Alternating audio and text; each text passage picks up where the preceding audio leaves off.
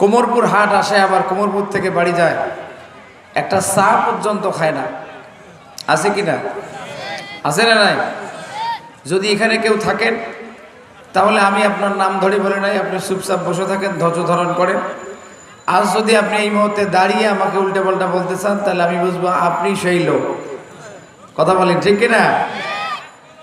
কৃপণতার কিছু মাত্রা আছে, কিছু মানুষের কৃপণতা এমন মাত্রা সেটা সামাজিকতাকেও ওভারটেক করে যায়। আছে না নাই?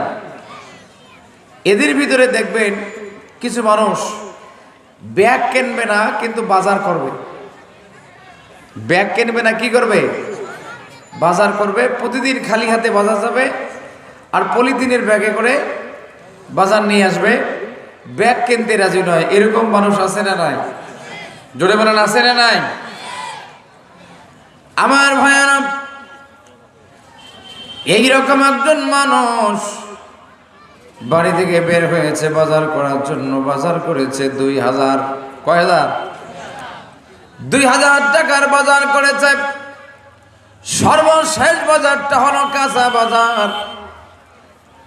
কাঁচা বাজারের দোকানদার বলছে, ভাইজান আপনার এই বাজারটা পলিথিনের ব্যাগে করে বাড়ি পর্যন্ত যাবে না, কারণ আপনার কাছে একটা গাড়ি আছে, গাড়ির নাম পালসার। গাড়িটাও নিজের টাকার নয়, শ্বশুরের টাকার গাড়ি। স্পিরিট কম না বেশি? জোরে বলেন। আমার ভাইয়ারা, দুলা ভাইয়ের গাড়ি শালাই চালাইলে স্পিরিট কম না বেশি? কাস্টমার বলছে খরচ আমার বাড়ি পর্যন্ত যাবে কি যাবে না সেই চিন্তা তোমার না, তুই পলিথিন ডাবল করে দাও। পলিথিন ডাবল করে নিয়ে পালসার মোটর সাইকেলে ব্যাগ নিয়ে গাড়ি দিছে টানা 80 স্পিরিটে। বাজার থেকে বাড়িতে গিয়া অহংকারের সাথে স্ত্রীকে ডাকতে বলছে, বিবি মোটর সাইকেল থেকে খরচটা নামায় নাও। স্ত্রী মোটর সাইকেলের কাছে গিয়ে দেখে ব্যাগ আছে, বাজার নাই। ব্যাগ আছে কি নাই? ব্যাগ আছে, তার বাজার নাই। স্ত্রী বলল, স্বামী ব্যাগ আছে কিন্তু ব্যাগের তলা ফাটা, বাজারও নাই। কি নাই? বাজার নাই। আমার ভাইয়ারা, এবার প্রশ্ন হলো ব্যাগের দাম বেশি না বাজারের দাম বেশি? বাজারের দাম। যদি একটা ব্যাগ কেনা লাগতো 20 টাকা হলে একটা ব্যাগ পাওয়া যেত। বাজারের দাম বেশি, ব্যাগের দাম কম। এবার বলেন তো দেখি, ব্যাগের গুরুত্ব বেশি না বাজারের গুরুত্ব বেশি? ব্যাগের গুরুত্ব বেশি। কারণ ব্যাগ না থাকার কারণে 2000 টাকার বাজার। গোস্ত কিনছেন, গোস্ত রাস্তার মাঝখানে কুত্তার পেটে গেল। মাছ কিনছেন, সেই মাছ আবার বিড়ালের পেটে গেল। কথা বলেন ঠিক কিনা? তাহলে 2000 টাকার বাজার রক্ষা করতে গেলে একটা 20 টাকা দামের ব্যাগ লাগে। তাহলে ব্যাগের গুরুত্ব বেশি না বাজারের গুরুত্ব বেশি? আমার ভাইরা, অনেকে বলতে পারেন, হুজুর ওয়াজ আজকে ব্যাগ আর বাজার দিয়ে শুরু করলেন কেন? তাহলে আমি আপনাদেরকে বলতে চাই, এই দুনিয়ার জমিনে যত মানুষ কিয়ামতের আগ পর্যন্ত আসবে এবং শুরু থেকে নিয়ে আজ পর্যন্ত যত মানুষ এসেছে এই দুনিয়ার জমিনে, আমরা সবাই পরকালের বাজার করার জন্য আসছি। কথা বলেন ঠিক কিনা? পরকালের কি করার জন্য আসছি? বাজার করার জন্য আসছি। কিন্তু আজকে আমাদের বাজারের কোনো অভাব নাই, কিন্তু ব্যাগ নাই। কি নাই? আমাদের বাজার আছে, আমাদের ভালো মন্দ সব মিলে বাজারের কোনো অভাব নাই, কিন্তু আমাদের ব্যাগের তলা ফাটা। আমরা ব্যাগটা ঠিক করতে পারি নাই। ব্যাগটা ঠিক না থাকার কারণে আপনার 2000 টাকার বাজার যেমন বাড়ি পর্যন্ত পৌঁছেবে না, আপনার ইমানটা ঠিক না থাকার কারণে আপনার জীবনের আমলগুলো আল্লাহর দরবারে কবুল হবে না। তাহলে বলেন তো, ব্যাগ আগে না বাজার আগে? জোরে বলেন। ব্যাগটা সবার আগে। আল্লাহ রাসূল বলেন, আখলিস দীনাকা ইয়াকফিকাল আমালুল কলিল। ঈমান যদি পাকা হয়, মজবুত হয়, তাহলে আমল বেশি লাগবে না, অল্প আমল এই নাজাতের জন্য যথেষ্ট হয়ে যাবে। বলেন সুবহানাল্লাহ। আমার ভাইরা, আল্লাহ রাসূলের একজন সাহাবী আমর বিন সাবিত রাদিয়াল্লাহু তাআলা আনহু উহুদের যুদ্ধে অংশগ্রহণ করেছেন, কিন্তু সেই দিন ফজরের নামাজের পরে তিনি ইসলাম গ্রহণ করেছে। ফজরের নামাজের পরে ইসলাম গ্রহণ করেছে। ইসলাম গ্রহণ করার পরে, ঈমান আনার পরে আল্লাহর নবীর কাছে বললেন, নবীজি অনেক সাহাবী উহুদের মধ্যে অংশগ্রহণ করবে, আমার কি সেখানে যাওয়া যাবে? আল্লাহ রাসূল বললেন, আমর তোমারও সেখানে যাওয়া যাবে, কোনো সমস্যা নাই। আমর বিন সাবিত উহুদের ময়দানে আল্লাহর পক্ষে, আল্লাহর নবীর পক্ষে, ইসলামের পক্ষে তরবারি চালালেন। যুদ্ধ শেষ হয়ে গেল। আমার নবী, প্রিয় নবী, সাইয়্যিদুল মুরসালিন, সাইয়্যিদুল কাউনাইন, আশরাফুল আম্বিয়া, সৃষ্টিকুলের শিরোমণি হুজুর আকরাম সাল্লাল্লাহু আলাইহি ওয়াসাল্লাম তিনি যায়েদ বিন সাবিত রাদিয়াল্লাহু তাআলা আনহুকে ডাক দিয়ে বললেন যে, যায়েদ যাও, উহুদের ময়দানে গিয়া দেখো আমার কয়জন সাহাবী শাহাদাত বরণ করেছে, তাদের লাশগুলো তুমি একটু সংরক্ষণ করো। যায়েদ বিন সাবিত রাদিয়াল্লাহু তাআলা আনহু উহুদের ময়দানে সাহাবীদের শাহাদাত বরণ করা সাহাবীদের লাশগুলো সংরক্ষণ করতে করতে দেখে এমন একজন সাহাবীর লাশ, যিনি কেবল নতুন মুসলমান হয়েছে, কেবল ঈমান এনেছে, এক ওয়াক্ত নামাজও পড়ে নাই এখনো। কয় ওয়াক্ত? এক ওয়াক্ত নামাজও এখনো পড়ে নাই। তার মানে ফজরের নামাজের পরে ঈমান আনছে, জোহরের নামাজে রক্ত হওয়ার আগেই তিনি শাহাদাত বরণ করেছে, এখনো এক ওয়াক্ত নামাজ পড়েন নাই। তিনি তার লাশ দেখে আশ্চর্য হয়ে গেলেন, নবীর কাছে ডাক দিয়ে বললেন, নবীজি আমি সাহাবীদের শাহাদাত বরণ করা সাহাবীদের লাশ সংরক্ষণ করতে করতে দেখে আপনার এমন একজন নতুন সাহাবী, নাম আমর বিন সাবিত রাদিয়াল্লাহু তাআলা আনহু, আমাদের জানা মতে তিনি আজকে মুসলমান হলেন। তিনি মাত্র ঈমান আনছেন, এখনো পর্যন্ত একটা সিজদা দেননি, এখনো পর্যন্ত আল্লাহকে একটা রুকু করেননি, আল্লাহর কোন নামাজ পড়েননি। কিন্তু এই সাহাবী যে আজকে উহুদের ময়দানে শাহাদাত বরণ করলো, এই সাহাবীর এখন কি হবে? আমার নবী সাল্লাল্লাহু আলাইহি ওয়াসাল্লাম শাহাদাত আঙ্গুল উঠায়া ডাক দিয়া বললেন, না যায়েদ, আমার ওই আমর বিন সাবিত রাদিয়াল্লাহু তাআলা আনহু তিনি জান্নাতের ভিতরে চলে গেছেন। বলেন সুবহানাল্লাহ।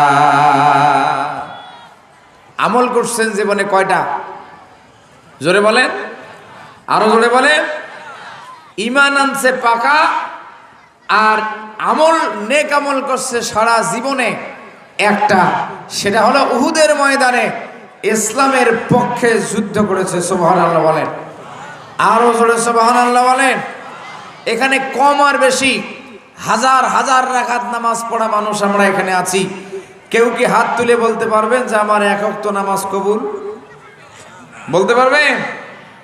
এক ওয়াক্ত নামাজ কবুল হয়নি, একটা সিজদা কবুল হয়েছে, এটার গ্যারান্টি আমরা দিতে পারবো না।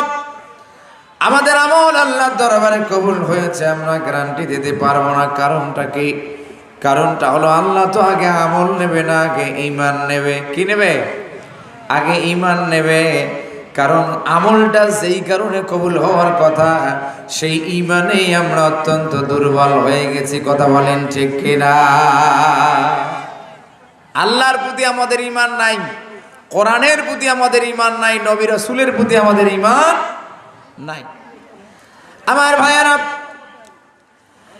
ঈমানের 7টি কন্ডিশন আছে, কিন্তু 7 কন্ডিশনের এক কন্ডিশনেও আমরা ঠিক নাই। আমানতু বিল্লাহি ওয়া মালাইকাতিহি ওয়া কুতুবিহি ওয়া রুসুলিহি ওয়াল ইয়াউমিল আখির ওয়াল কদরি খাইরিহি ওয়া শাররিহি মিনাল্লাহি তাআলা ওয়াল বা'সি বা'দাল মাউত। ঈমানের প্রথম কন্ডিশন হলো আল্লাহর প্রতি ঈমান আনতে হবে। আমি ঈমান আনলাম কার উপর? আল্লাহর উপর। আল্লাহর উপর ঈমান আমাদের আছে না নাই? কার কার আছে হাত উঠান। আছে? বুঝে হোক আর না বুঝে হোক, হাত যেহেতু উঠাইছেন আল্লাহ কবুল করুক, সকলেই বলে আমিন। আল্লাহর প্রতি আসলে আমাদের ঈমান, আল্লাহর প্রতি যদি আমাদের ঈমান থাকে তাহলে আমাদের সব সময় একটা কথা অন্তরে থাকা দরকার, সেটা হলো আল্লাহ আমার রব, সেই রবই আমার সব। বলেন আল্লাহ আমার রব, জোরে আল্লাহ আমার রব, সেই রবি আমার সব। দমে দমে তনু মনে তারি অনুভব, দমে দমে তনু মনে তারি অনুভব। আল্লাহ আমার রব, সেই রবি আমার সব। জোরে আল্লাহ আমার রব।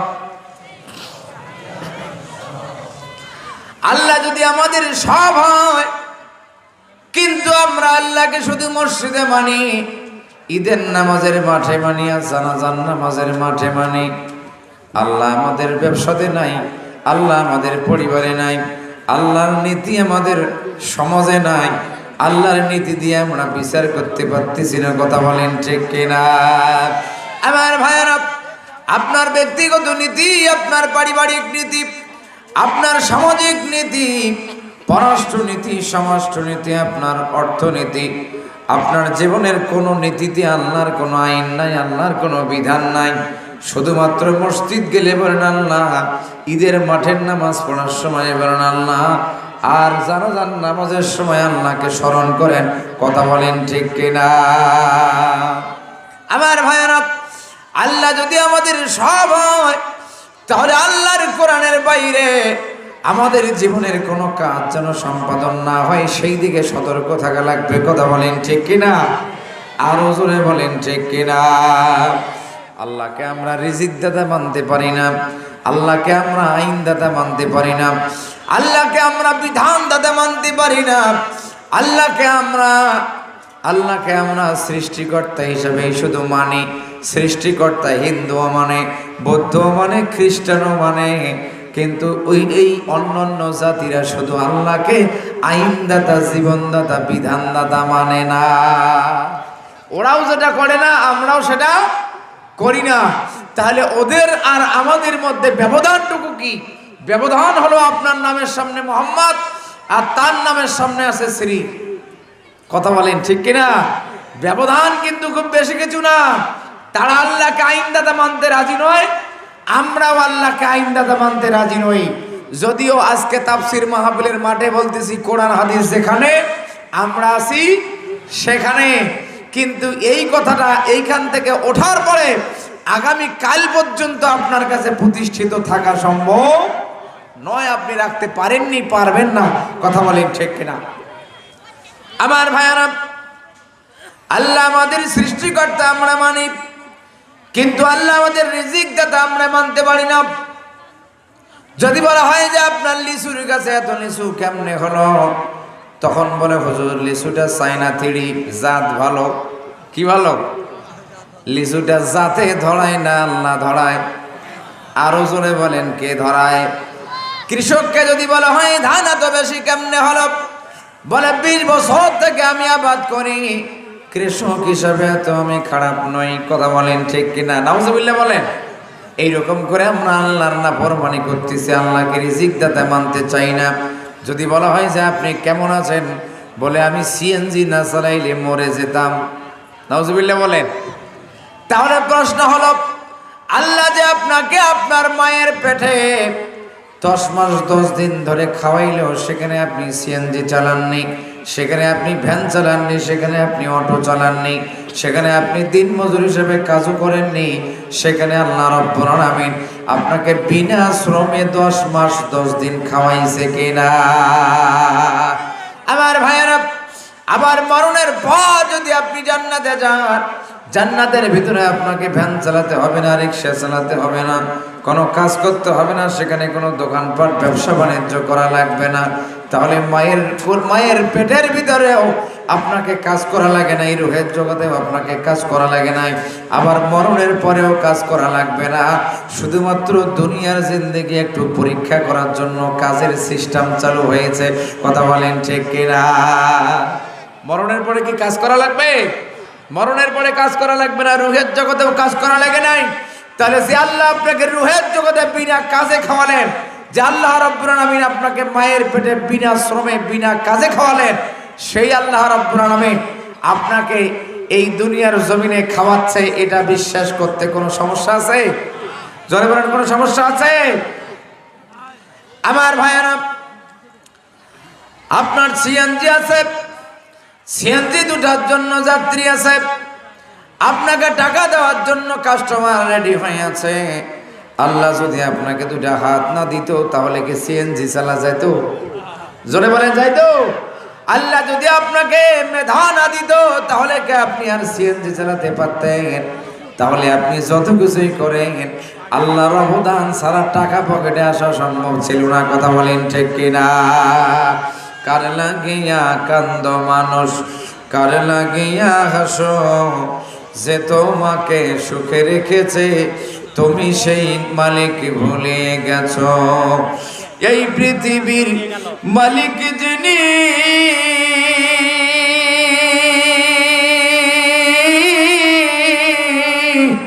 ওরে ডাকো তারে নিশিদিনে। আল্লাহু আকবার। এই পৃথিবীর মালিক যিনি, ওরে ডাকো তারে নিশিদিনে।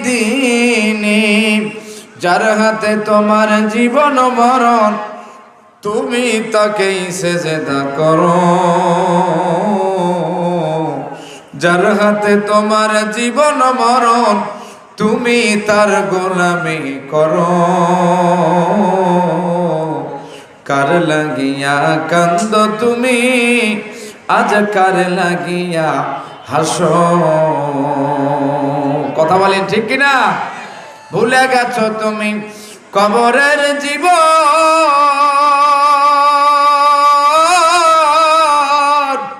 ওরে তবুও তোমার হবেই মরণ। ঠিক কিনা? 12 তারিখে ফেব্রুয়ারির নির্বাচন তফসিল ঘোষণা হয়েছে। এই অন্তিম সময়ে যদি আমাদের সাবেক প্রধানমন্ত্রী বেগম খালেদা জিয়াকে বাঁচিয়ে রাখার কোনো সিস্টেম থাকতো, তাহলে নির্বাচনের আগে কি তাকে বিদায় দেওয়ার কোনো সুযোগ ছিল? জোরে বলেন, সুযোগ ছিল? যদি আল্লাহ বলে কয়ে সারা বাংলাদেশের প্রত্যেকটা মসজিদেই চিঠি দেওয়া হয়েছে, দোয়া করা হয়েছে, আমরাও দোয়া করেছি, কিন্তু সেই দোয়া আল্লাহর দরবারে কাজ হয় নাই। কারণ যার মরণ আছে যেখানে, সে নাও ভাড়া করে যাবে। কিছুদিন আগে এই তো মহিমাগঞ্জের একজন মাওলানা ফরিদুল ইসলাম স্টেজে ওয়াজ করতে করতে মারা গেলেন। কথা বলেন ঠিক কিনা? সম্মানিত ভাইয়েরা, তাহলে একজন দেশের সাবেক প্রধানমন্ত্রী, নির্বাচন সামনে, এটা একটা গুরুত্বপূর্ণ টাইম, সেই টাইমটাকেও আল্লাহ স্যাক্রিফাইস করলেন না। কারণ যার যে সময় মরণ হওয়ার কথা, তার সেই টাইমেই মরণ হবে। কিসের নির্বাচন আর কিসের ভোট, সব বাদ, আগে আল্লাহর হুকুম বাস্তবায়ন হবে। কথা বলেন ঠিক কিনা? তাহলে মরণের কাছে আমরা যাইতে না চাইলেও মরণ আমাদের কাছে আসবে, এতে কোনো সন্দেহ। ভুলে গেছো তুমি কবরের জীবন, ওরে তবুও তোমার হবেই মরণ। তাই মরণ আসার আগে তুমি, তাই মরণ আসার আগে তুমি শয়তানিটা ছাড়ো। ঠিক কিনা? কার লাগিয়া কান্দ তুমি, আজ কার লাগিয়া হাসো। লা ইলাহা ইল্লাল্লাহ, জোরে লা ইলাহা ইল্লাল্লাহ, লা ইলাহা, লা ইলাহা ইল্লাল্লাহ মুহাম্মাদুর রাসূলুল্লাহ। পড়েন সাল্লাল্লাহু আলাইহি ওয়াসাল্লাম। হুজুর একটু গরম পানি না হলে চা, একটু গরম পানি না হলে একটু চার ব্যবস্থা করতে। আমার ভাইয়ারা, তাহলে আল্লাহর প্রতি ঈমান আমরা আনতে চেয়েছি কিন্তু আমরা আনতে পারি নাই। ঈমানের প্রথম কন্ডিশনে আমরা পাস করেছি না ফেল করেছি? ঈমানের প্রথম কন্ডিশনে আমরা ফেল করেছি। ঈমানের 2 নাম্বার কন্ডিশন হলো ওয়া মালাইকাতিহি, সমস্ত ফেরেশতাগণের প্রতি ঈমান আনতে হবে। এবার বলেন তো, সমস্ত ফেরেশতাগণের মধ্যে 4 জন ফেরেশতা ছোট না বড়? সবচেয়ে 4 জন ফেরেশতা, কিন্তু 4 জনের ভিতরে সবচেয়ে কঠিন দায়িত্ব পালন করে একজন ফেরেশতা। সেই ফেরেশতার নাম কি? জোরে বলেন। সেই ফেরেশতার নাম হলো আজরাইল। কিন্তু সবচেয়ে বেশি সম্মানিত একজন ফেরেশতা, সেই ফেরেশতার নাম কি? সেই ফেরেশতার নাম হলো জিবরাইল। আমার ভাইয়ারা, আমরা অন্যান্য সব ফেরেশতার উপর ঈমান আনতে পারলেও একজন ফেরেশতার উপর আমরা ঈমান আনতে পারি নাই, তার নাম হলো জিবরাইল। নাম কি? তার নাম হলো জিবরাইল আলাইহিস সালাতু ওয়াস সালাম। আজকে নামাজ পড়তে টাকা লাগে না, জন্য কবরপুর মসজিদে নামাজীদের ভিড়। একতলা মসজিদ 2 তলা হয়, 2 তলা মসজিদ 3 তলা হয়, 3 তলা মসজিদ 4 তলা হয়, 4 তলা মসজিদ 5 তলা হয়, 5 তলা মসজিদ একদিন 10 তলা হবে। কিন্তু নামাজ ওই জিবরাইল আলাইহিস সালাতু ওয়াস সালাম নামাজের আয়াতটা যেমন নিয়ে এসেছেন, ওই জিবরাইল আলাইহিস সালাতু ওয়াস সালাম যাকাতের আয়াতও নিয়ে আসছেন। কথা বলেন ঠিক কিনা? কিন্তু নামাজ পড়তে টাকা লাগে না, জন্য আজকে মুসল্লিদের নামাজে ভিড়। কিন্তু ওই মুসল্লিদের মাঝেও কিছু মুসল্লি আছে 5 বছর আগে যাকাত ফরজ হয়ে গেছে, আজও পর্যন্ত যাকাত দেওয়া শুরু করে নাই। কারণ টাকা পকেট থেকে বের করে জনগণের হাতে পৌঁছে দেওয়া অত্যন্ত কষ্টের কাজ। কথা বলেন ঠিক কিনা? আমার ভাইয়েরা, তাহলে আপনি নামাজের আয়াতটা মানলেন, যাকাতের আয়াত মানতেছেন না, তাহলে বলেন তো জিবরাইলের প্রতি কি আপনার ঈমান থাকলো? জোরে বলেন, থাকলো? আমার ভাইয়েরা, শুধু তাই না, রমজান মাসের রোজা আদায় করতে টাকা লাগে না, পয়সা লাগে না, যার কারণে রোজা করতে আমাদের অনেক মানুষে আনন্দ উদযাপন করে রোজা পালন করি। যারা সারা বছর নামাজ পড়ি না, তারাও রমজান মাসে নামাজ পড়ি, রোজা করি। কথা বলেন ঠিক কিনা? কিন্তু এই রোজার আয়াতটা যেই জিবরাইল আলাইহিস সালাতু ওয়াস সালাম নিয়ে এসেছেন, ওই জিবরাইল তো আপনার স্ত্রীর মোহরানা পরিশোধ করার জন্য আয়াতটা নিয়ে এসেছে। ওয়া আতুন নিসা সাদকাতিহিন্না নিহলা। আল্লাহ বলেন, তোমরা সন্তুষ্ট চিত্তে তোমাদের স্ত্রীদের মোহরানা তোমরা পৌঁছিয়ে দাও, বুঝিয়ে দাও, হালখাতা করার আগে দাও, নোটিশ জারি করার আগে দাও। কিন্তু 22 বছর হয়ে গেল বিয়ার, আজও পর্যন্ত নামাজ পড়ি কিন্তু স্ত্রীর মোহরানা আমরা আদায় করতে পারি নাই। কারণ কি? স্ত্রীর মোহরানা আদায় করার জন্য একটা গরু বিক্রি করা লাগে, 100 দাগ জমি বিক্রি করা লাগে, অথবা মাসার ধান বিক্রি করে 2 লক্ষ টাকা স্ত্রীকে দেওয়া লাগবে। জন্য আমরা ওই ফরজ আদায় করতে রাজি না। আর যেই ফরজ আদায় করতে মসজিদের টাকা দেওয়া লাগবে না, পয়সা দেওয়া লাগবে না, ওই কারণেই মসজিদে ভিড় জমাইছি। কথা বলেন ঠিক কিনা? তাহলে বলেন তো, ফেরেশতা জিবরাইলের প্রতি কি আমাদের ঈমান আছে? জোরে বলেন, আছে? জিবরাইলের প্রতিও আমরা ঈমান আনতে পারি নাই। আমরা 2 নাম্বার কন্ডিশনেও ফেল করেছি। আমার ভাইয়েরা, ঈমানের 3 নাম্বার কন্ডিশন হলো ওয়া কুতুবিহি, আল্লাহর আসমানি সকল কিতাব সমূহের প্রতি ঈমান আনতে হবে। অন্য অন্য কিতাব সমূহের কথা বাদ দেন, অন্তত সর্বশ্রেষ্ঠ কোরআনুল কারীম, এই কোরআনের প্রতি কি আমাদের ঈমান আছে? জোরে বলেন, আছে? এই কোরআনের প্রতি আমরা ঈমান আনতে পারি নাই। ওয়ানাজ্জালনা আলাইকাল কিতাবা তিবয়ানান লিকুল্লি শাইইন ওয়া হুদান ওয়া রাহমাতান ওয়া বুশরা লিল মুসলিমিন।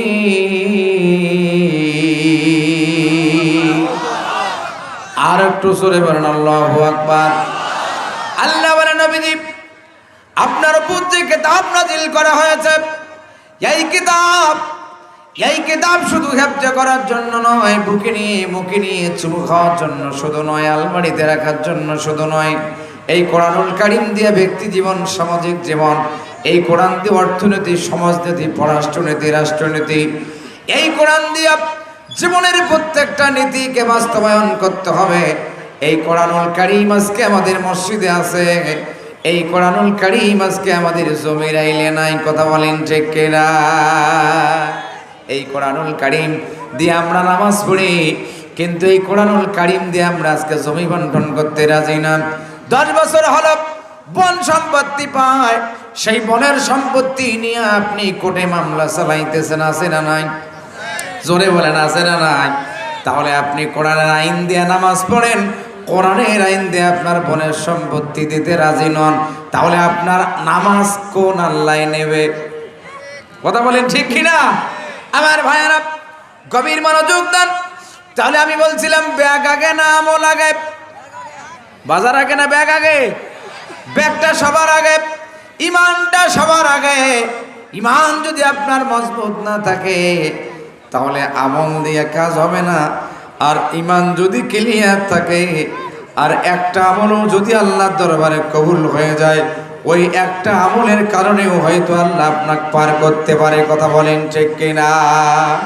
তাহলে সবচাইতে জরুরি হলো আছে আগে আমাদের ইমানটাকে কি করা? ঠিক করা। নামাজ আগে না উযু আগে? জোরে বলেন। ঘুম থেকে উঠতে দেরি হয়েছে, মসজিদে গিয়ে দেখে ইমাম সাহেব 2 রাকাত নামাজের রুকুত চলে গেছে, আপনার উযু নাই, জামাত ধরতে হবে, জামাতের অনেক গুরুত্ব, উযু নাই, ধরবেন কেমনে? এখন চিন্তা করতে করতে মনে মনে সিদ্ধান্ত নেন উযু একবারে জাকাত 7 বার পরেও করা যাবে, আগে জামাতটা ধরি, নামাজটা সারি নাই, তারপরে উযু করব। তাহলে বলেন তো নামাজটা কত পার্সেন্ট হলো? নামাজ হবে? নামাজ হওয়ার কোনো সিস্টেম নাই। কিন্তু কোরআনুল কারীমে কোথাও কোনো বর্ণনা নাই যে শুধুমাত্র নামাজ ছাড়া উযু করে একজন মানুষ জান্নাতে যাবে, কোনো হাদিসও নাই, কোনো কোরআনও নাই। কিন্তু নামাজের কারণে মানুষ জান্নাতে যাবে তার রেফারেন্স কোরআনেও আছে, হাদিসেও আছে। যেই নামাজের কারণে মানুষ জান্নাতি হবে, আল্লাহ সেই নামাজ আগে না আছে, আগে উযু চাইলেন কেন? কারণ আছে না নাই? জোরে বলেন আছে না নাই? আমার ভাইয়েরা, আপনি নামাজ পড়ার জন্য উযু করলেন, গোসল করলেন, পবিত্রতা অর্জন করলেন, এটা হলো আপনার শরীয়তের উযু, এটা হলো আপনার বাহ্যিক পবিত্রতা। কিন্তু হকিকতের উযু আপনি আদায় করতে পারেন নাই। ওই যে বনের সম্পত্তি 10 বছর থেকে ঘুরাইতেছে, ওই সম্পত্তি বনক না বুঝে দেওয়া পর্যন্ত উযু ক্লিয়ার হওয়ার কোনো সুযোগ, জোরে বলেন, কোনো সুযোগ? আমার ভাইয়েরা, ভাস্তার 3 শতক জমি আত্মসাৎ করে বসে আছেন, ওই সম্পত্তি 3 শতক না দেওয়া পর্যন্ত আপনার অন্তরের উযু হবে না, আপনার ইন্টারনাল উযু ক্লিয়ার হবে না। নামাজের বাহিরে এবং ভেতরে 13টা ফরজ আছে, তার মধ্যে নামাজের বাহিরে 7টা ফরজ। তার প্রথম ফরজে আমাদের নামাজ ক্যান্সেল। প্রথম ফরজটাই হলো শরীর পাক। কি পাক? আরো জোরে বলেন, কি পাক? শরীর পাক। আজকে আমরা উযু করি, নামাজ পড়ি, কিন্তু সুদের ব্যবসাটা ছাড়তে পারলাম না। তাহলে শরীরটা পাক না না পাক? জোরে বলেন, পাক না না পাক? তাহলে আপনার উযুখানার সমস্ত ট্যাঙ্কির পানি যদি আপনি একাই দিয়ে উযু করেন, তারপর উযু ক্লিয়ার হবে না, কারণ আপনার অন্তরটা নাপাক আছে। এই নাপাক অন্তর দিয়ে শুধু পানি দিয়ে উযু করে কাজ হবে না। আপনার নামাজ প্রথম ফরজেই ক্যান্সেল হয়ে গেছে, আপনি টের পাননি। কথা বলেন ঠিক কিনা? আমার ভাইয়ারা, তাহলে আল্লাহ রাব্বুল আলামিন বলে কোরআনুল কারীম তিবিয়ান হিসাবে আমি নাজিল করেছি, সংবিধান হিসেবে নাজিল করেছি। এই কোরআন দিয়ে ব্যক্তি জীবন, সমাজ জীবন, এই কোরআন দিয়া তোমাদের রাষ্ট্রনীতি, পররাষ্ট্রনীতি, রাজনীতি, তোমাদের সমাজনীতি, তোমাদের শাসন ব্যবস্থা সব কিছু এই কোরআন দিয়েই করতে হবে। তোমার জীবনের সকল কিছু এই কোরআনুল কারীমের আন্ডারে আসতে হবে। আজকে আমরা নামাজ পড়ি, স্ত্রীকে পর্দার মধ্যে নিয়ে আসতে পারি নাই। আজকে আমরা নামাজ পড়ি, মেয়েটাকে পর্দার আন্ডারে নিয়ে আসতে পারি নাই। কথা বলেন ঠিক কিনা? তাহলে কোরআনের প্রতি কি আমাদের ঈমান আছে? জোরে বলেন, আছে? কোরআনের প্রতিও আমাদের ঈমান নাই। সম্মানিত ভাইয়েরা, এই কোরআনুল কারীমের ভিতরে একটা আয়াত আছে, আনিশকুরলি ওয়ালি ওয়ালিদাই, আমার কৃতজ্ঞতা স্বীকার করার পরে তোমরা তোমাদের পিতামাতার কৃতজ্ঞতা স্বীকার করো। সুবহানাল্লাহ বলেন, আরো জোরে সুবহানাল্লাহ বলেন। আজকে অধিকাংশ পরিবারে মা আর বাবা নির্যাতন হচ্ছে কিনা? জোরে বলেন, হচ্ছে কিনা? বাবাই আমার ওষুধ শেষ, ঘন ঘন কাশি হয়, বুকের বাম পার্শ্বে ব্যথা, ঝাপসা দেখি সব সময়। এসব কথা ছেলের কানে যায় না, অথচ ছোট্টবেলায় করছি কত বায়না, অথচ ছোট্টবেলায় ধরছি কত বায়না। কথা বলেন ঠিক কিনা? বাবাই আমার ওষুধ শেষ, বলে কি বলে না? বাবাই আমার ওষুধ শেষ, ঘন ঘন কাশি হয়, বুকের বাম পার্শ্বে ব্যথা, ঝাপসা দেখি সব সময়। এসব কথা ছেলের কানে যায় না, অথচ ছোট্টবেলায় করছে কত বায়না, অথচ ছোট্টবেলায় করেছে কত বায়না। আমি এক হাত ভাগা বাবা,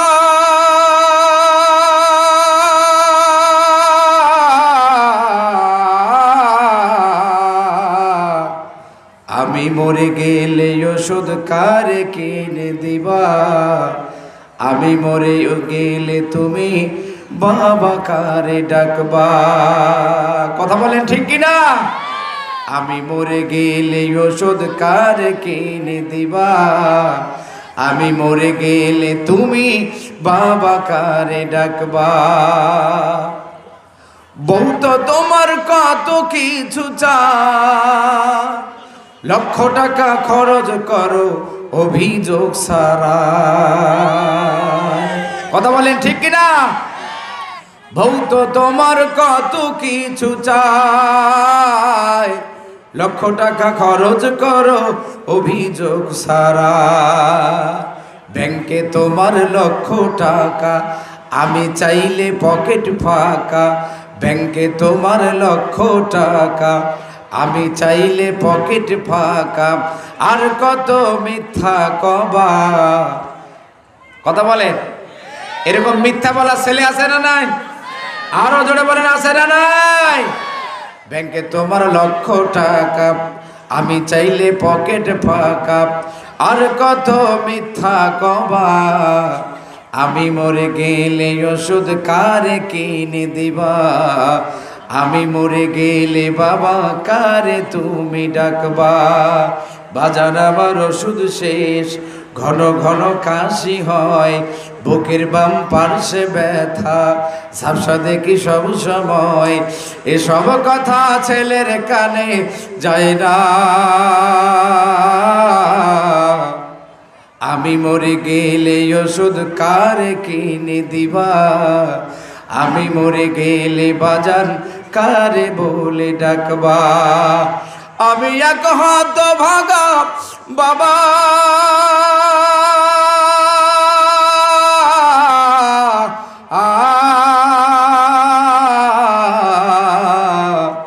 আমি মরে গেলে বাবা কারে বলে ডাকবা, আমি মরে গেলে ওষুধ কারে কিনে দিবা। তাহলে বাবার ওষুধ কিনে দেওয়া ফরজ না নফল? জোরে বলে আমার ভাইয়ারা। আপনি নামাজ পড়েন কিন্তু কোরআনের এই আইনগুলো আপনি মানেন না, তাহলে আপনার মায়ের দায়িত্ব আপনি নেন না, আপনার বাবার দায়িত্ব নেন না, তাহলে ঈমান আছে না গেছে? জোরে বলেন। তাহলে ঈমান চলে গেছে, আমাদের ঈমান নাই। আমার ভাইয়ারা, আল্লাহ রাব্বুল আলামিন বলে ঈমানের 4 নাম্বার কন্ডিশন হলো আমার রাসূলিহি, সব নবী রাসূলের প্রতি ঈমান আনতে হবে। অন্য অন্য নবী রাসূলের কথা বাদ দেন, অন্তত আমাদের সর্বশ্রেষ্ঠ নবী ইমামুল মুত্তাকিন ইমামুল মুরসালিন আমাদের শেষ নবীর উপরও তো আমাদের ঈমানটা ক্লিয়ার নাই। কথা বলেন ঠিক কিনা? সারাদিন আপনি যত কাজ করলেন, চোখ বন্ধ করে দেখেন আপনার কাজের ভিতরে কয়টা নবীর সুন্নাত আছে, কয়টা কাজ আপনি নবীর সুন্নাহর আন্ডারে করেছেন, কোনটা কাজের ভিতরে নবীর আদর্শ আছে। আজকে আমরা নবীর আদর্শ বাদ দিয়ে বাবার আদর্শ, মায়ের আদর্শ, বোনের আদর্শ, ইহুদি খ্রিস্টানের আদর্শ নিয়ে আমরা ব্যস্ত হয়ে গেছি। কথা বলেন ঠিক কিনা? আমরা এখানেও ঈমান ঠিক রাখতে পারি নাই। ঈমানের 5 নাম্বার কন্ডিশন হলো ওয়াল ইয়াউমিল আখির, এই দিনে দিন নয় আরো দিন, এই দিনে নিয়ে যাবে সেই দিনের কাছে। যদি যাইতে না চাই তারপরেও যাইতে হবে। আল্লাহ রাব্বুল আলামিন আমার নবীকে ডাক দিয়ে বললেন, নবীজি ইয়াউমা ইয়াফিরুল মারউ মিন আখিহি ওয়া উম্মিহি ওয়া আবিহি ওয়া সাহিবাতিহি ওয়া বানিহি। আল্লাহু আকবার। আল্লাহ বলেন, নবীজি আপনি সেই দিনটা সম্পর্কে মানুষকে সতর্ক করেন যেই দিন তার মা পরিচয় দেবে না, বাবা পরিচয় দেবে না, স্ত্রী পরিচয় দেবে না, সন্তানও পরিচয় দেবে না। আর ওই দিনটাতে কেউ হাজিরা দিতে না চাইলেও হাজিরা অবশ্যই দিতে হবে। সেদিন পুলিশকে ধরে নিয়ে যাওয়া লাগবে না, ফেরেশতা আপনাকে সেদিন ধরে নিয়ে যাওয়া লাগবে না। আল্লাহ বলেন ওয়ামা হুম আনহা বিগাইবিন।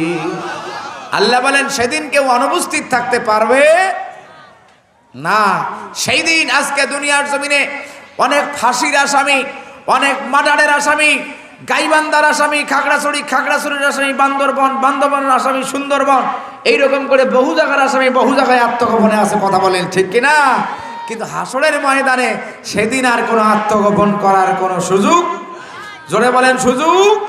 তাহলে সেই দিনটা কঠিন না সহজ? জোরে বলেন কঠিন না সহজ? যাইতে হবে পরপারে, সোনারই দেহ তোমার মাটিতে মিশাবে। যাইতে হবে পরপারে, হাসরের ময়দান বড় কঠিন স্থান। সেদিন তো আপন জনার আপন থাকবে না। কথা বলেন ঠিক কিনা? হাসরের ময়দান বড় কঠিন স্থান।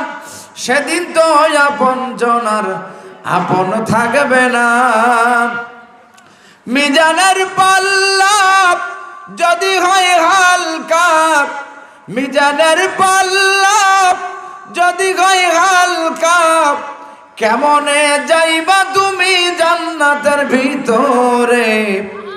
যাইতে হবে পরপারে, সোনারই দেহ তোমার মাটিতে মিশাবে। বেগম খালেদা জিয়ার কবরের ডান পাশে বাম পাশে কত টাইস, কিন্তু তার কবরে একটা লেপ, একটা তোষক দেওয়ার কোনো সুযোগ। কথা বলেন আরো জোরে বলেন ঠিক কিনা? দেওয়ার সিস্টেম থাকলে বাংলাদেশের সবচাইতে বড় তোষক এবং দামি তোষক এবং সবচাইতে দামি কম্বলটা ওখানে দেওয়া যেত। কথা বলেন ঠিক কিনা? সোনারই দেহ তোমার মাটিতে মিশাবে। যাইতে হবে পরপারে, দুনিয়ার মায়ায় কোরআনকে ভুলিলা, কি জবাব দিবা তুমি কবরেতে গিয়া? আপনি যদি কারিগরি শাখার ছাত্র হন আর জেনারেল পরীক্ষার দিনে যদি আপনি পরীক্ষা দিতে যান, জেনারেল প্রশ্ন দিয়ে যদি পরীক্ষা দেন, তাহলে পাস করবেন না ফেল করবেন? কত নম্বরে ফেল? মহিলারা একটু চাপে চাপে বসতে পারে, মহিলারা একেবারে খুব বেশি হয়। মহিলা প্যান্ডেলে জায়গা হচ্ছে না। মা বোনদের উদ্দেশ্যে বলতে চাই, মায়েরা আপনারা একটু মেহেরবানি করে চাপ দিয়ে বসবেন। লা ইলাহা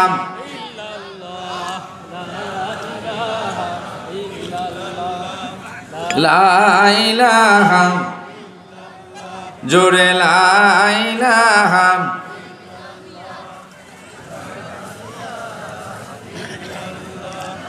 লা ইলাহা,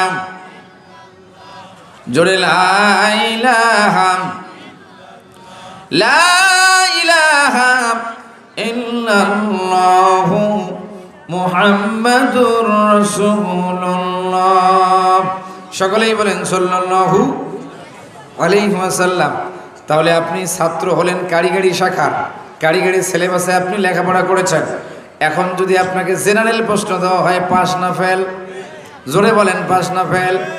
আমার ভাইরা, কবরের দুনিয়ার ভিতরে কোরআনের সিলেবাস দিয়ে আপনি জীবন চালালেন না, আপনার ব্যক্তি জীবন, সমাজ জীবন আপনার অর্থনৈতিক জীবন, রাজনৈতিক জীবন, আপনার কোনো জীবনে কোরআনুল কারীমের সিলেবাস গ্রহণ করেননি, কিন্তু খবরের ভেতরে প্রশ্ন করা হবে কোরআন থেকে না কোরআনের বাইরে? জোরে বলেন কি থেকে?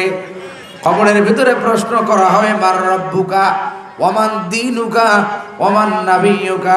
এই তিনটা প্রশ্ন কোরআনের ভেতরে না কোরআনের বাইরে? জোরে বলেন। তাহলে কোরআনের ভেতরে যদি প্রশ্ন হয়, কবরের মধ্যে যদি এই কোরআনের প্রশ্ন হয়, তাহলে দুনিয়ার জমিনে আমরা ছাত্র হয়েছি, তাহলে আমাদের সিলেবাস গ্রহণ করা লাগবে এই কোরআন। কথা বলেন ঠিক কিনা? আপনি কারিগরি শাখার ছাত্র হয়ে জেনারেল শাখায় পরীক্ষা দিতে পারবেন না। আপনি কোরআনের বাইরের ছাত্র হয়ে কবরের ভেতরে গিয়া কোরআনের প্রশ্নের অ্যান্সার দেওয়ার কোনো সুযোগ। দুনিয়ার মায়ায় কোরআনকে ভুলিলাম, কি জবাব দিবা তুমি আল্লাহর কাছে গিয়া? কবরের মাটি সবই চুরঘাটি, কবরের মাটি সবই চুরঘাটি, কেমনে থাকবা তুমি কবরের ভিতরে? যাইতে হবে কবরেতে, সোনারই দেহ তোমার মাটিতে মিশাবে, সোনারই দেহ তোমার মাটিতে মিশাবে, যাইতে হবে পরপারে। আওয়াজ দিয়ে বলেন ঠিক কিনা? আমরা যাইতে না চাইলেও সিস্টেমে আমরা যাব, এতে কোনো সন্দেহ। আবার ভাইয়ারা, আল্লাহ রাব্বুল আলামিন সেই পরকাল দিবসের প্রতি ঈমান আনার জন্য আমার নবীকে বারবার সতর্ক করার জন্য বললেন, নবীজি আপনি সেই দিনটা সম্পর্কে তাদেরকে সতর্ক করেন যেদিন তার মা পরিচয় দেবে না, বাবা পরিচয় দেবে না, ভাই বোন পরিচয় দেবে না, বন্ধু বান্ধব পরিচয় দেবে না, সেদিন তার স্ত্রী পরিচয় দেবে না। তাহলে সেই দিনটা অত্যন্ত ভয়ানক একটা দিন হবে। তাহলে সেই দিনটা সম্পর্কে আমাদেরকে ঈমান আনা লাগবে কি লাগবে না? কিন্তু আমাদের সেই দিন সম্পর্কে ঈমান আসে নাই।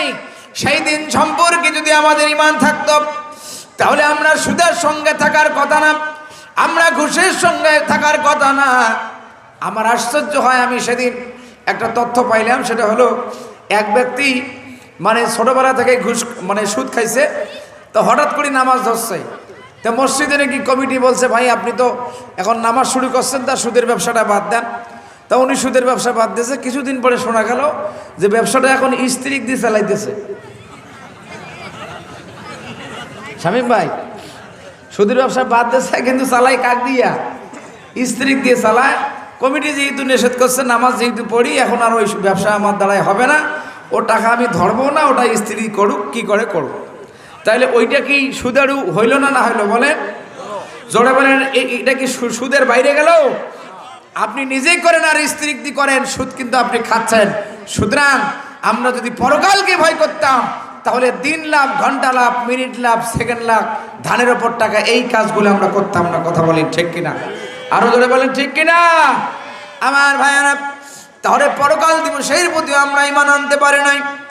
ঈমানের 6 নাম্বার কন্ডিশন হলো ওয়াল কদরি খাইরিহি ওয়া শাররিহি মিনাল্লাহি তাআলা। তকদিরের ভালো এবং মন্দ সব আল্লাহর পক্ষ থেকে হয়, এটার উপর ঈমান আনতে হবে। গত বছর 24 সালে 25 সালে একজন ছাত্র, 24 সালে আপনার একটা সন্তান মেট্রিক পরীক্ষায় A+ পেয়েছে, আপনি কোমর পড়ে মিষ্টি বিতরণ করেছেন, খুশি না বেজার? আর 2025 সালে এসে আপনার একটা বাচ্চা মেট্রিক পরীক্ষায় একটা সাবজেক্ট ফেল করেছে, এবার আপনার মুখের দিকে আর তাকা যায় না, মিষ্টিও বিতরণ করেন না। তার মানে ভালো সংবাদে আলহামদুলিল্লাহ, আর মন্দ সংবাদ আপনি গ্রহণ করতে চান না। ছেলে সন্তান হলে আপনি অত্যন্ত খুশি, মেয়ে সন্তান হলে আপনি বেজার হয়ে যান। এইরকম মুসলমান কোমরপুরে আছে না নাই? জোরে বলেন আছে না নাই? তাহলে ঈমানের 6 নাম্বার কন্ডিশনে আমরা পাস না ফেল? আমরা সেখানেও ফেল করেছি। ঈমানের 7 নাম্বার কন্ডিশন হলো ওয়াল বা'সি বা'দাল মাউত। এই জীবনে জীবন নয়, আরো জীবন আছে, এই জীবনে নেওয়া যাবে সেই জীবনের কাছে। আমরা মৃত্যুবরণ করার পর, কবরে দাফন কার্য শেষ করার পরে দশের মানুষ যখন চলে যাবে আমাদেরকে আবার উঠে বসানো হবে, জীবন দেওয়া হবে, জিজ্ঞেস করা হবে আমার রব্বুকা মান দিনুকা, তোমার রবকে, তোমার আইন দাদাকে, তোমার বিধান দাদাকে, কার আইন দেয়া জীবন চালিয়েছো, কার আইন দেয়া ব্যবসা চালিয়েছো, কার আইন দেয়া জমি বন্টন করেছো, কার আইন দেয়া তোমার জীবন ব্যবস্থা চালাইছো, কার আইন দেয়া তোমার জীবনের সকল সমস্যার সমাধান করেছো, তুমি কোন জীবন ব্যবস্থার আন্ডারে জীবন চালাইছো, তোমার ধর্ম কি, তোমার দিন কি, তোমার জীবন ব্যবস্থা কি।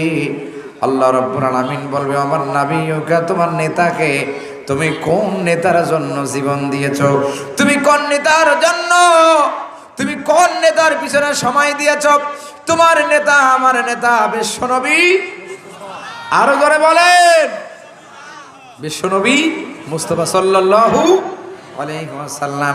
আমরা আজকে পরকাল দিবসের প্রতি ঈমান আনতে, আমরা আজকে শেষ আমাদের যে পুরোটাই জীবন দেওয়া হবে, আমরা সেটার প্রতিও ঈমান আনতে পারি নাই। কথা বলেন ঠিক কিনা?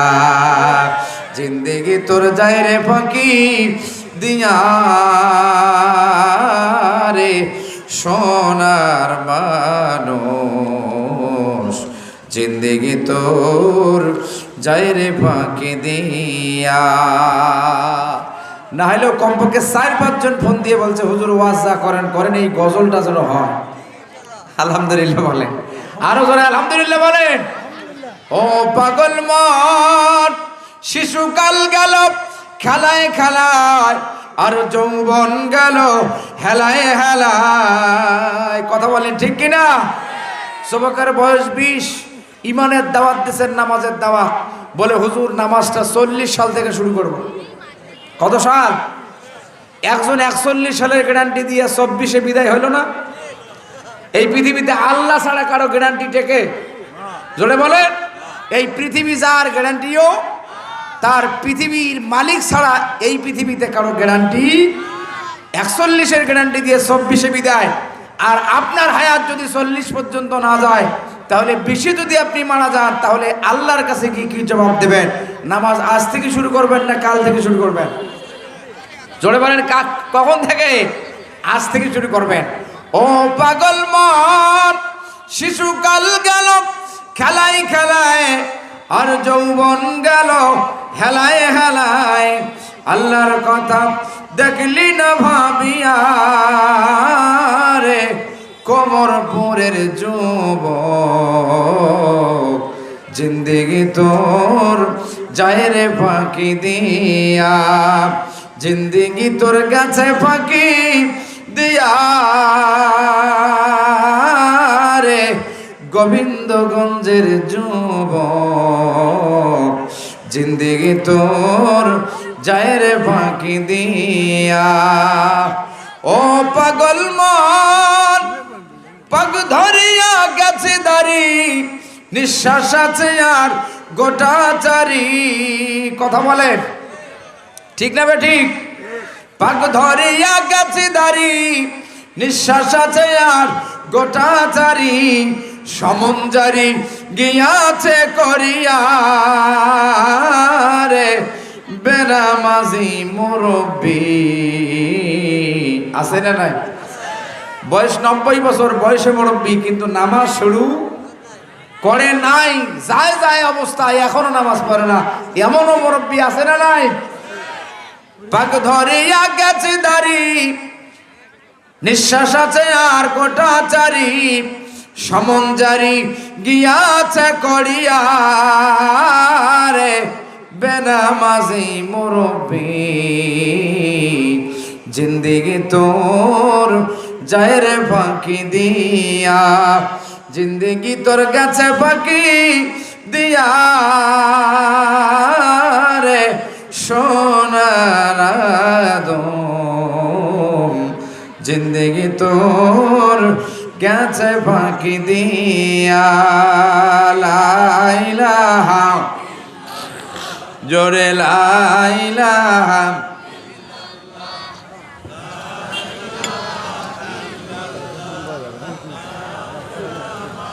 ইল্লাল্লাহ, জোরে লা ইলাহা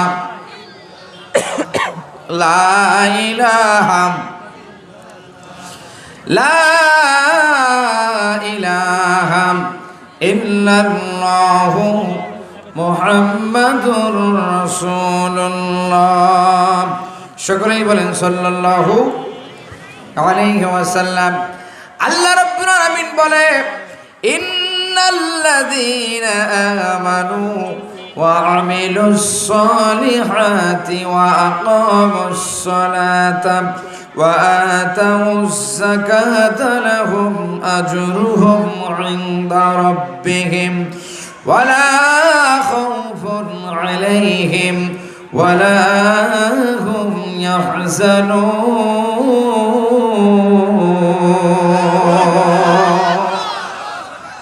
আল্লাহ রাব্বুল আলামিন বললেন, নবী নিশ্চয়ই যারা ঈমান আনবে, তাহলে আগে ব্যাগ না বাজার? জোরে বলেন, তাহলে আগে ঈমান না আমল? আল্লাহ বলেন, নবী নিশ্চয়ই যারা ঈমান আনবে এবং নেক কাজ করবে। আজকে নেক কাজ নিয়ে আমাদের সমাজে গন্ডগোল, যার কারণে মানুষজন গোলক ধাঁধায় না পড়ে। আল্লাহ রাব্বুল আলামিন ফরজ নেক আমলের কথা কোরআনুল কারীমে উল্লেখ করলেন। একজন মানুষ ঈমান আনার পরে সর্বপ্রথম ফরজ নেক আমল হলো নামাজ প্রতিষ্ঠা করা। যার নামাজ নাই তার কিচ্ছু নাই, যার নামাজ আছে আল্লাহ রাসূল বলছে তার সবই আছে। সুবহানাল্লাহ বলেন, আরো জোরে সুবহানাল্লাহ বলেন। 2 নম্বর নেক আমল হলো ওয়া আতাউস যাকাত, যাকাত প্রদান করা। আল্লাহ বলেন ঈমান আনার পরে যারা নামাজ প্রতিষ্ঠা করবে, যাকাত প্রদান করবে, আল্লাহ বলেন তাদের রবের নিকট তাদের জন্য প্রতিদানের ব্যবস্থা আছে। এমন প্রতিদান দেওয়া হবে যেই প্রতিদান পাইলে তাদের কোনো চিন্তা থাকবে না, তাদের কোনো ভয় থাকবে না। ওয়ালা খাউফুন আলাইহিম ওয়ালা হুম ইয়াহজানুন। এবার কোমরপুরবাসী হাত উঠান তো দেখি, চিন্তা নাই কার কার? চিন্তা নাই কার কার? হাত উঠান। চিন্তা নাই? চিন্তা আছে সবার। আমার ভাইয়েরা, এখানে এমনও মানুষ আছে এত সুন্দর করে ওয়াজ করতেছি, ওনার ওয়াজ মনে লাগতেছে না। কারণ কি? বলে হুজুর আগামীকালকে কিস্তির মাস্টার এসে বসে থাকবে, আমার কিস্তি রেডি হয় নাই। কি রেডি হয় নাই? কিস্তি রেডি হয় নাই। আমার ভাইয়েরা, আপনার স্ত্রী একজন, ছেলে 2টা, মেয়ে 2টা, 4 জন, আপনি সহ 6 জন, 6 সদস্য বিশিষ্ট একটা পরিবার চালাইতে গিয়া সপ্তাহে 6 দিন কিস্তি চালায়। এইরকম মানুষ এই মাহফিলে আসছে না আসে নাই? আসে না নাই? আমার ভাইয়েরা, আল্লাহ রাব্বুল আলামিন আপনাকে যদি জান্নাতে ঢুকায়, 1 জন স্ত্রী নয় 70 জন স্ত্রী দান করবে। সুবহানাল্লাহ বলেন। 70 জন স্ত্রী দেওয়া হবে। ওই 70 জন স্ত্রীকে চালানোর জন্য কোনো এনজিও লাগবে না, ভ্যান চালা লাগবে না, সিএনজি চালা লাগবে না।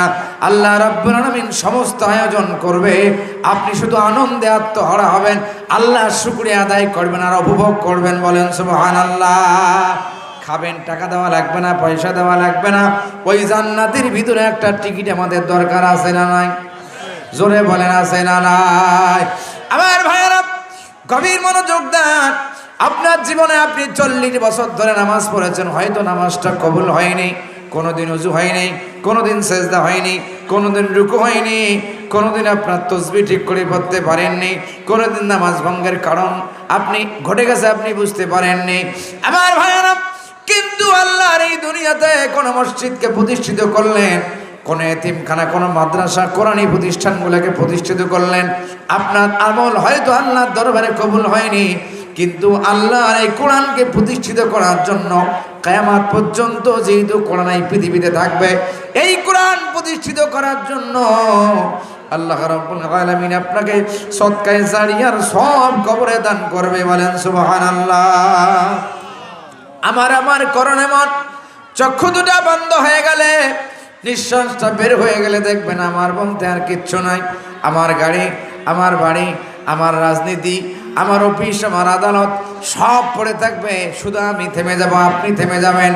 আমার ভাইয়েরা, 3 তলা 4 তলা 2 তলা ছাদ পেরানো বাড়িটা করতে গিয়া আজকে 4টা ব্যাংক থেকে লোন নিয়েছেন, মাসে সুদের উপর টাকা নিয়েছেন, ধারের উপর টাকা নিয়েছেন, নিয়ে কবরকে অন্ধকার বানায়া দুনিয়ার বাড়ি বানাইছেন।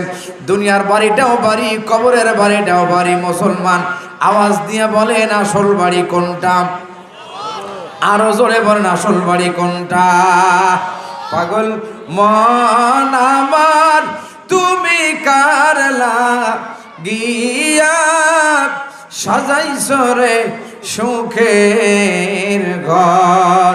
পাগল মন আমার তুমি কারলা গিয়া বানাইছো রে সুখের ঘর। দুনিয়ার বাড়িটা সাজাইতে গিয়া কবরটা বানাইছো সাপের ঘর। তুমি কারলা গিয়া বানাইছো রে সুখের ঘর। পাগল মন আমার তুমি কারলা গিয়া বানাইছো রে সুখের ঘর। চক্ষু দুইটি বন্ধ হলে দেখবি তোমার সবাই পর। তুমি কারলা গিয়া বানাইছো রে সুখের ঘর। কথা বলেন ঠিক কিনা আমার ভাইয়েরা? যেই ঘরটার জন্য আমরা চুরি করলাম, ডাকাতি করলাম, ছিনতাই করলাম, যেই চারতলাটার বাড়িটা বানাইতে গিয়ে আমরা সুদের ব্যবসা করলাম, দুর্নীতি করলাম, মানুষের হককে আমরা বেহক করে আমরা বাড়িটাকে ডেকোরেশন করলাম, কিন্তু সেটার কারণে আমরা কবরটাকে অন্ধকার করে ফেলছি, টার পাইনি। আমার ভাইয়েরা, এমনও হতে পারে আপনি মারা যাওয়ার পরে আপনার ওই বাড়িতে কেউ কোরআন তেলাওয়াত করবে না, ওই বাড়িটাতে কেউ নামাজ পড়বে না, এমনও হতে পারে ওই বাড়িতে কেউ সেজদাও দেবে না, কিন্তু কমরপুর এই হাফেজে মাদ্রাসা এতিমখানার জন্য একটা শতক জমি দিয়েছেন, 50,000 টাকা দিয়েছেন, 1 লক্ষ টাকা দিয়েছেন, 100 বস্তা সিমেন্ট দিয়েছেন, 50,000 টাকা দিয়েছেন, 50 বস্তা সিমেন্ট দিয়েছেন বাজার। এইটা আপনার সদকায় জারিয়া হয়ে যাবে। আপনার কবরে কিয়ামতের আগ পর্যন্ত কোরআন তেলাওয়াতের সওয়াব আল্লাহ রাব্বুল আলামিন আপনার কবরে পৌঁছাবে। বলেন সুবহানাল্লাহ। আমার ভাইয়েরা, এতগুলো মানুষের ভিতর থেকে কোন আল্লাহর বান্দা আছেন একটু মেহেরবানি করে বলবেন যে হুজুর আমি এই কোরআনের জন্য 20,000 টাকা দান করব, এরকম 10টা মানুষ বের হবেন। কয় হাজার? 20,000 টাকা দান করবেন। লিল্লাহে তাকবীর। না তাকবীর হয় নাই ভাই, টাকা না দেন নাই, তাকবীরটা জোরে দেন। লিল্লাহে